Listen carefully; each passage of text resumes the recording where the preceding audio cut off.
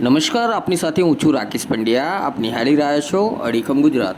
મહીસાગર જિલ્લામાં 78માં સ્વતંત્રતા દિનની ઉજવણી નિમિત્તે જિલ્લાના 6 તાલુકામાં 77 અમૃત સરોવર પર ધ્વજવંદન કાર્યક્રમ કરવામાં આવ્યો.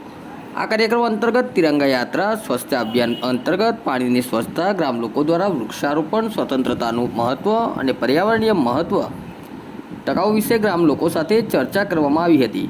આ કાર્યક્રમમાં સરપંચ, પ્રતિનિધિઓ, કર્મચારીઓ, ગામના આગેવાનો, બાળકો અને ગામ લોકો મોટી સંખ્યામાં જોડાયા હતા.